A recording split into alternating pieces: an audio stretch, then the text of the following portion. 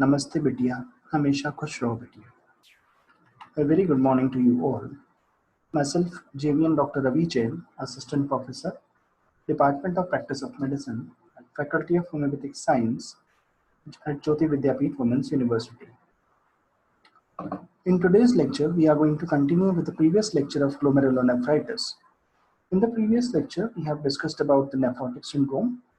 In today's lecture, we are going to discuss about the nephritic syndrome and the various diseases that are coming in the spectrum that we discussed in the previous lecture of glomerulonephritis. So let's start with glomerulonephritis 2, nephritic syndrome. Nephritic syndrome is also called as acute glomerulonephritis. It is characterized by azotemia, that is, abnormally high level of nitrogen containing compounds, urea, creatinine, etc. Hypertension, edema, hematuria, proteinuria, and sometimes oliguria. So nephritic syndrome is also called as acute glomerulonephritis, and it is characterized by azotemia, hypertension, edema, hematuria, proteinuria, and sometimes oliguria. There is salt and water retention in the body that are due to the reduced glomerular filtration rate, that is GFR. It results in circulatory congestion. The red blood cells or the RBCs cast on urine analysis confirm the diagnosis. Now, the clinical course of nephritic syndrome sometimes depends on the underlying lesion. So there is underlying lesions in which the clinical source of nephritic syndrome depends. The various lesions includes acute post-streptococcal glomerulonephritis, post-infectious glomerulonephritis, and rapid progressive glomerulonephritis. We have three types of lesions. Number one is acute post-streptococcal glomerulonephritis, post-infectious glomerulonephritis, and rapidly progressive glomerulonephritis. So I'm again repeating this figure that we have discussed in the previous lecture. So you can see all these three things in relation to the nephritic syndrome that we have just discussed. Glomerulonephritis is a spectrum which is covering nephritic syndrome, and in between all the insults. So this is just a revision of the previous lecture. Nephrotic syndrome, we have the changes. It includes greater number of proteinuria. In nephritic syndrome, we have hematuria, and in between we have minimal change nephropathy, FSGS, membranous nephropathy, amyloid, diabetic nephropathy, MCGN, post-streptococcal glomerulonephritis. That is, we are going to discuss in nephritic syndrome. This portion consists of the nephritic syndrome, most probably, and small vessel vasculitis and anti-GBM disease. So, nephritic syndrome classification of glomerulonephritis are largely histopathological. So, as we have just seen in the previous slide, that the classification of glomerulonephritis is largely histopathological finding. A renal biopsy is required to make the diagnosis and determine the therapy in nephritic syndrome. Glomerulonephritis is basically nephrotic syndrome and nephritic syndrome. It's combination, all the changes that are occurring in between these two syndromes. We have minimal change nephropathy. We have primary focal segmental glomerulosclerosis, that is FSGS. We have membranous nephropathy. All these three things we are going to discuss in today's lecture, and rest of the things in the next lecture. We have IgA nephropathy and Henoch-Schönlein purpura. Next, we have glomerulonephritis associated with infection. We have acute post-infectious glomerulonephritis. We have rapidly progressive glomerulonephritis. So these are the changes, histopathological changes that are occurring in place of GBM. So we have minimal change nephropathy. We have primary focal segmental glomerulosclerosis. We have membranous nephropathy. We have IgA nephropathy and Henoch-Schönlein purpura. We have glomerulonephritis that is associated with infection. We have acute post-infectious glomerulonephritis, and we also have rapidly progressive glomerulonephritis. Now we start with the first one, that is minimal change nephropathy. As the name suggests, there are minimal changes in the glomerular structure. So it causes about 10 to 15% of the cases are of idiopathic minimal change nephropathy. It occurs in all the ages, but 70 to 90% of the nephrotic syndrome in children. So this was near to the nephrotic syndrome. So minimal change nephropathy is responsible for development of 70 to 90% of nephrotic syndrome in children. Electron microscopy shows fusion of the podocytes, foot processes, and blood pressure is normal. In case of minimal change nephropathy, the GFR is normal or slightly reduced. The urinary sediments is benign and may show fewer RBCs.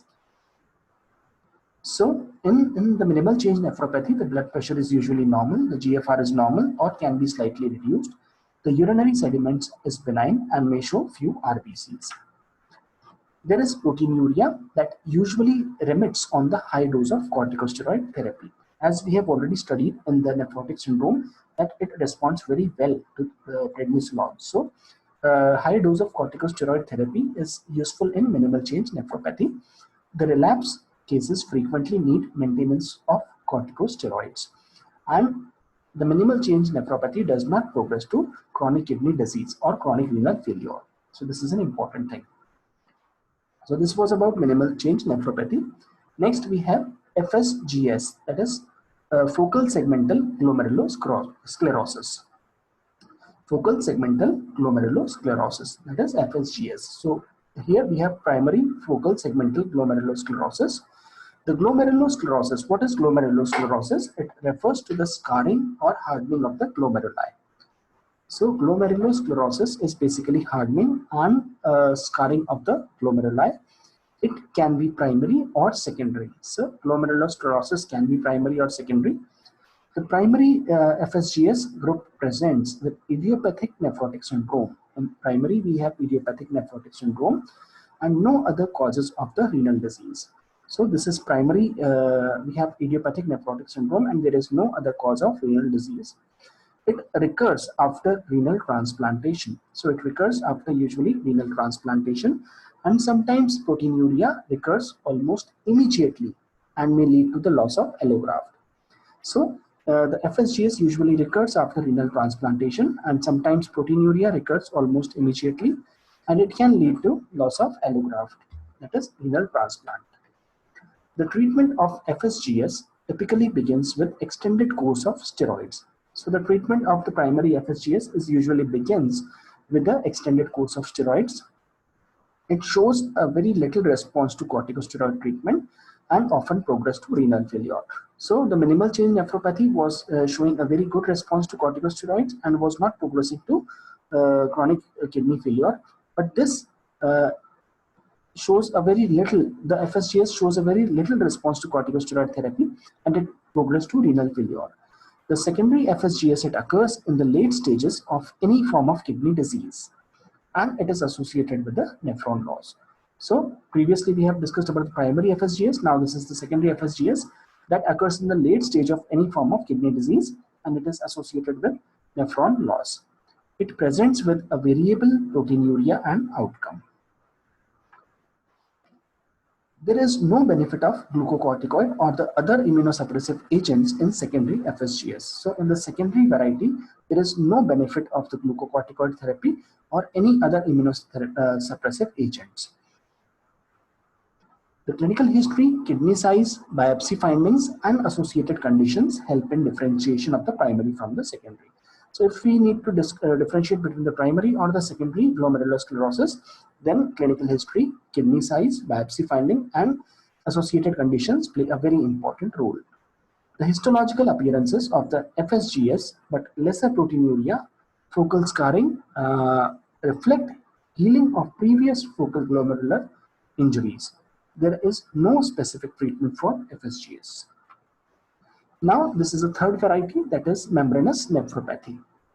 Membranous nephropathy is the most common cause of nephrotic syndrome in adults. So this is the most important cause of nephrotic syndrome in adults, and it is characterized by subepithelial IgG deposits. The patient presents with edema and nephrotic proteinuria. So there is edema and proteinuria. The blood pressure, GFR, and the urine sediments are usually normal at initial presentations. hypertension, mild renal insufficiency, and abnormal urine sediment develop later. So initially the blood pressure, GFR, and the urine sediments are usually normal, and later on hypertension, mild renal insufficiency, and abnormal urine sediments develops. One third of the cases, what is the prognosis of membranous nephropathy? One third of the cases remits spontaneously, one third remains in the nephrotic state, and one third show progressive loss of renal function. So in membranous nephropathy, one third of the cases remit spontaneously, one third progress remains nephrotic state, and one third have a slow progressive loss of renal function. The treatment of the membranous nephropathy is done with a high dose of corticosteroids and alkylating agents that improve both the nephrotic syndrome and the long-term prognosis. So this was about membranous nephropathy, and we have discussed three different parts of glomerulonephritis in this particular session. The remaining we are going to discuss in the glomerulonephritis 3, and that will complete our glomerulonephritis topic. So this session was powered by Digital Version 2.0, Jyoti Vidyapeeth Women's University. I hope you are satisfied with my digital session. If you have any query, please mention in the comment box and I'll try to resolve it. So this was all for today. Thank you very much. We will be meeting in the next lecture tomorrow. Thank you.